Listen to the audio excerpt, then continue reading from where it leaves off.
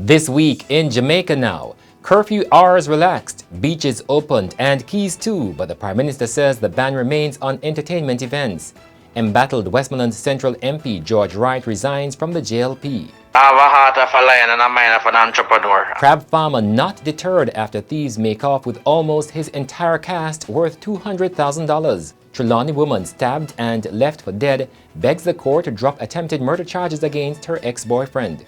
Former NCB manager convicted in $34 million fraud case sentenced to 7.5 years in prison. It's a question of the defense bar reading and growing up. Why the DPP is hitting out hard against some defense lawyers. And remember the 5-year-old boy mauled by dogs last year? We'll check in with his family.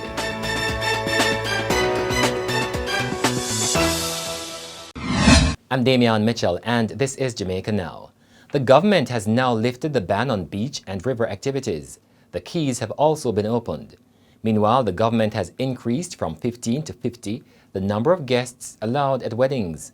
The changes are among new COVID containment rules announced by the Prime Minister on Tuesday. The stay-at-home order remains for persons 60 years and older.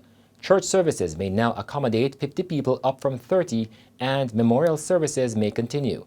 However, no funerals will be allowed.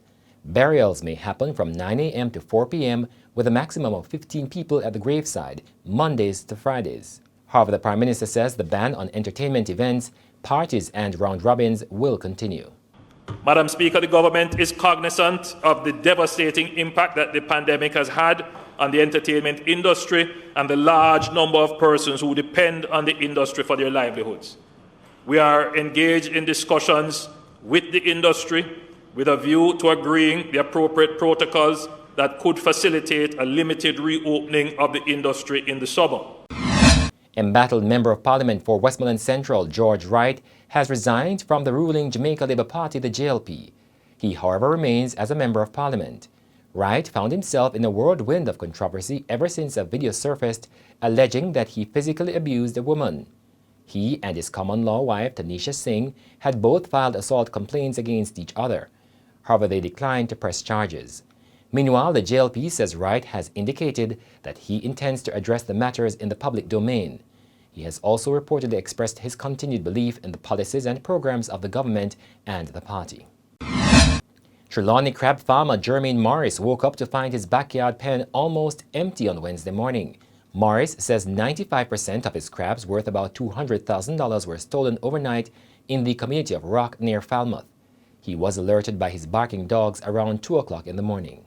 It bothers me, but it won't break my spirit. I have a heart of a lion and a mind of an entrepreneur. I'm unstoppable. So at the end of the day, this is just a brush.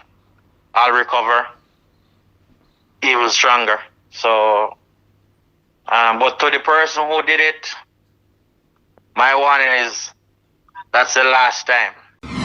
Still in Trelawny, a 23-year-old Warsop woman who was viciously stabbed in April is now begging the courts to drop the case against her alleged attacker, an ex-boyfriend. Stephina Ralston appeared at the Trelawny Parish Court in Clarkstown on Monday, 6 weeks after the attack, determined to free 34-year-old Anthony Israel Bailey, for whom she has said she is pregnant.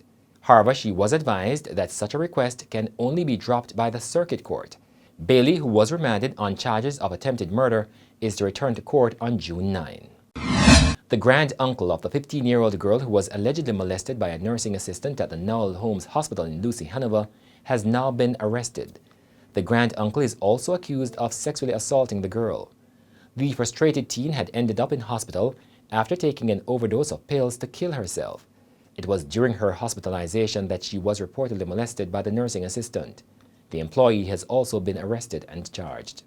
The former senior manager at the National Commercial Bank, NCB, who admitted to swindling $34 million from the financial institution, has been sentenced to a total of 7 years and 6 months in prison. 52-year-old Andrew Gordon appeared remorseful and ashamed as she sat in the prisoner's dock. She had previously pleaded guilty. She transferred money from the bank's internal system to her personal accounts and also to her family members, as well as accounts belonging to customers. Gordon used the funds to purchase items including clothing, handbags, and to fund construction work on her Coolwater Havendale premises in St. Andrew. Attorney at law Vincent Wellesley said he was disappointed by the prison term imposed by Justice Lorna Shell Williams in the Supreme Court. The law says where one pleads guilty at the first opportunity, then that person should get a 50% discount. As a matter of fact, as you will recall, I said to the court that the law says, or the act speaks to me, which gives the court a discretion. So I understand the discretion, but if you're going to use your discretion, you must indicate openly, not just to keep it in your mind, you must indicate openly why is it you're departing from the 50% as outlined by the Act. The Director of Public Prosecutions, PAULA LLEWELLYN, has hit out at criminal defense lawyers wary about granting her office the permission to appeal judgments.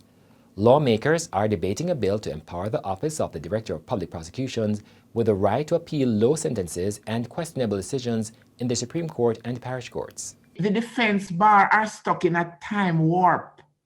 And with the greatest of respect, they are treating a lot of you in the media as if you don't have the ability to read. If you read, you will see that in the Privy Council, there is a case from Trinidad called Brad Boyce from Trinidad. In the CCJ, the whole issue of the constitutionality and the whole question of ought for acquit and ought for convict has been adjudicated upon it. It does not affect it, the right of the prosecutor to appeal.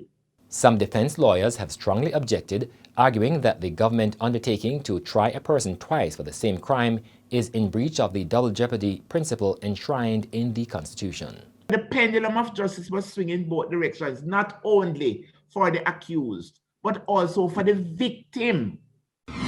And that's it for this edition of Jamaica Now, your weekly review of the big news stories.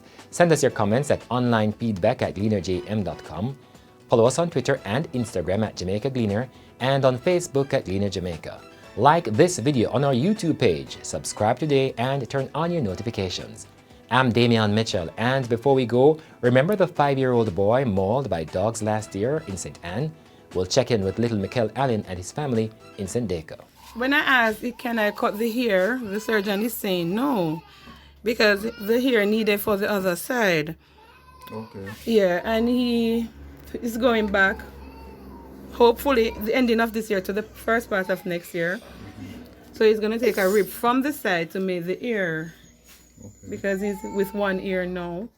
And he is so concerned because the other day he's saying to me, Mommy, can I get one of your ears? So I realized it is being a bother to him now. Yeah. You said they did how many surgeries already? 6 so far, because he did a minor one, because before he came, because the hair at the hand, he could not stretch like this. Yeah, so he slit back here. So he said that like it was too tight there. Yeah, so that is a minor one, but he did 5, that's a major one. And from that, I don't feel a way when they come for him in the mornings, you know. But not like first. You see MICKELE here, walking up and down, unless he's afraid of that. Look there. Yeah. Well, naturally. But all I can say, to God be the glory. Right. Yeah, and he's still in the healing process, man.